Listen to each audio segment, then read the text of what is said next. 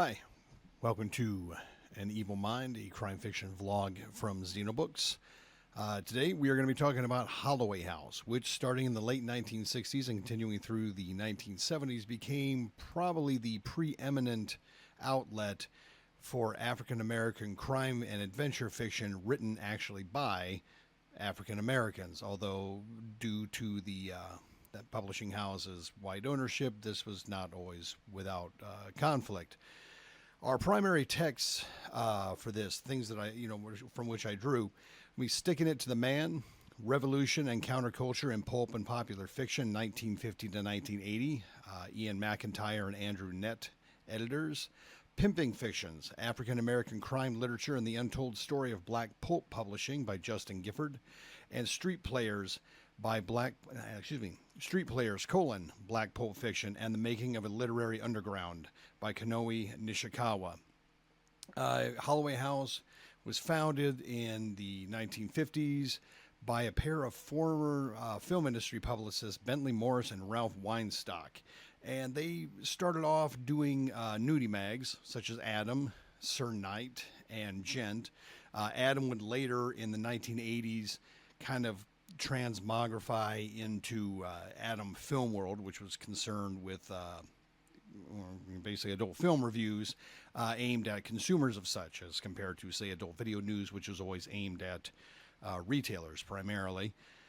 And later on, they started Players Magazine, which was the first adult publication aimed specifically at African American men, which was edited early on, actually, in I believe its first 8 issues by a woman, Wanda Coleman, and later by Joseph Nazel and others. And we'll return to Joseph Nazel later. They also published what were known at the time as spicy novels, which were, essentially softcore pornography, and also sometimes they would do translations that were not really translations of old time smut, something like the Decameron or the lives of Casanova, that sort of thing.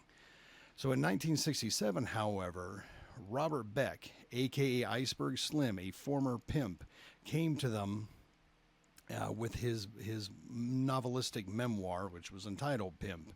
Now, they had already published a couple of other African-American authors at that point, such as Robert DeCoy and journalist/TV host Louis Lomax. But Pimp really kind of pushed them in a direction that they had not previously considered. It was an enormous success. Within the first, 5 years of its publication, it had sold roughly 2 million, and it was translated into other languages. And it made an enormous amount of money, at least for Holloway House. Not so much for Robert Beck. Beck himself, born in 1918, died actually the day after the Rodney King riots started in 1992, which is September 30th. Was originally born in Chicago, largely raised in Milwaukee, and did briefly attend Tuskegee University, although they threw him out for bootlegging liquor.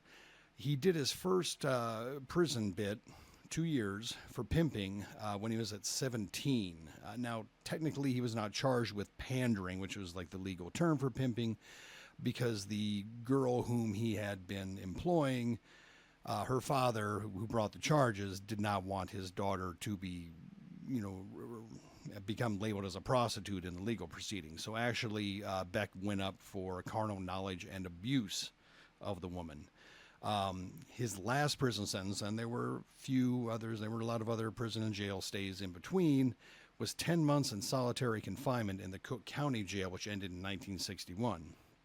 When he gets out of that, he moves to Los Angeles, gets a job either as an exterminator or as an insecticide salesman. Accounts vary. And he started work on this memoir. Now, originally, there was at some point a white co-author known only to posterity as the Professor. Beck's wife, Betty Shue, who appears to have become his literary executor after his death, says that they dispensed with the Professor early on, and figuring that he had some kind of motives they didn't particularly care for. Holloway House, like I said, publishes Pimp in 1967. In 1972, the film option to his second novel, Trick Baby, is sold for $100,000. Beck gets $25,000 of that from Paramount / Holloway House. Trick Baby, I believe he wrote 8 books in total, including a book of essays. There was some poetry. Largely, they were novels. I would say that Trick Baby is probably his best book, and you can start off with him. You may as well, if you can get to them. Here's the thing: they were printed so much, and went through so many different editions from Holloway House alone.